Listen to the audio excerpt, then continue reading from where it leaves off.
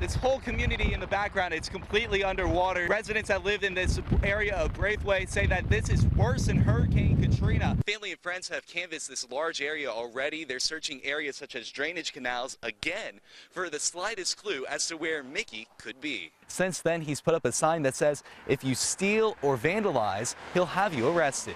10 minutes after KATC made several phone calls to USA Bus Charter, they decided to reverse the added charge. Take a look at this sign. It was busted out like so many others from businesses. 747 flags. But here's the big picture. It's the same American flag that these veterans all served under. Just a quick recap, here's what we do know. One person is dead tonight as a result of this train accident. Eyewitnesses say it was a matter of minutes before the flames from the speakeasy spread to the structure next door. Just so many neighborhoods around that path that it's a good idea to go look. Nearly 100 people gathered on Ryan Drive, where Mickey was last seen, to canvass the area once again. Family and friends knocking on doors, retracing Mickey's steps and posting flyers. It doesn't take much of being around her to know how she is, how comfortable she is around other people, how excited she is about life and everything that's going on. Something's clearly unusual with the circumstances. Although family and friends have canvassed this large area already, they're searching areas such as drainage canals again for the slightest clue as to where Mickey could be. Mickey doesn't stay at other people's houses. Mickey doesn't have boyfriends. Mickey doesn't have people that are mad at her. The usual suspects here aren't really going on. She really would have just been going home. Family and friends are trying to keep their hopes up, but with each passing hour, that becomes more and more difficult. I don't think you realize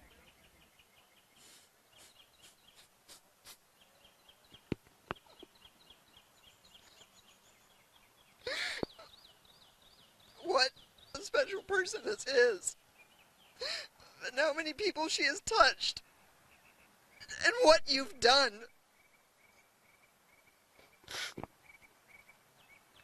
We just want her back. We want her safe. We want her friend. While the conditions here in New Orleans continue to deteriorate, Isaac isn't stopping some people from sightseeing, and some people are calling this their Hurricane. Iconic Bourbon Street in New Orleans was quiet for most of the day. Many bars and restaurants boarded up, bracing for Isaac's impact. We're enjoying the good food and saying hello to people as we pass by. The Wise family from Connecticut came to town Saturday by train. They say they had no option but to stay here and ride out the storm. We've had hurricanes in Connecticut before, but this is probably a bigger hurricane than we've experienced before. Others chose a more festive and stereotypical Bourbon Street route, hitting up local bars. And we've decided that it's the best thing to do to stay because we don't want to get in traffic. We don't want to stay in traffic. And we're going to make a party out of it. We love it. Though many do feel safe here in the French Quarter, the images of Hurricane Katrina 7 years ago isn't far from their mind. And they're a little startling. And we thought about that a little bit, but again, we didn't have much choice. So we might as well make the best of it and stick it out and enjoy what there is to do.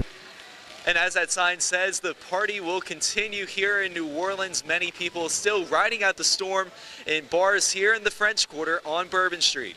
Reporting in New Orleans, Chris Welty, KATC TV-3. Sheriff's office, open the door.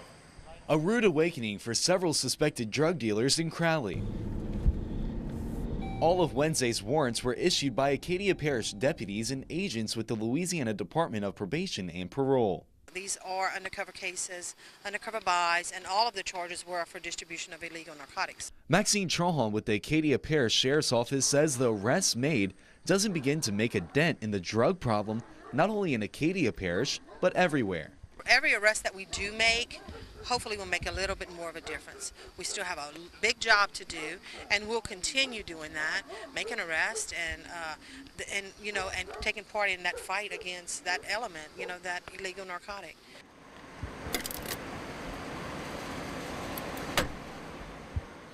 Though deputies weren't able to capture everyone they were looking for, they're confident they'll make more arrests soon. I don't want to be on counting them. It would be ideal that we would go out with our warrants and arrest everybody we're looking for. But, you know, it doesn't always end that way.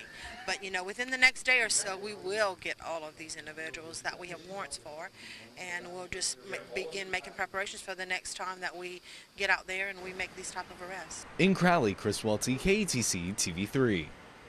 And the world is in their hands. Dolores Handy, better known as Miss D, is armed with her candy red pickup truck and her megaphone. Let's clear the road. We got some voters coming in. Since the polls opened, she's picked up dozens of voters who otherwise would not have a way to go vote. Come on, baby. It's all about getting that vote on. No matter who you're voting for, get out there and cast your vote. Latasha Wood says if Miss D didn't approach her, she probably would not have voted. Honestly, because sometimes we need somebody to push us to the point. Let's go vote. Good. Appreciate that, love. Hope y'all did the right thing. Since the summer, Miss D has registered more than 200 first-time voters and dozens of elderly or disabled residents so they can vote from home. They were very proud, very enthused that I had gone knocking on doors. Miss D says her mission will continue after Election Day, hoping to spread the importance of having your voice heard. In Crowley, Chris Welty, KATC TV-3.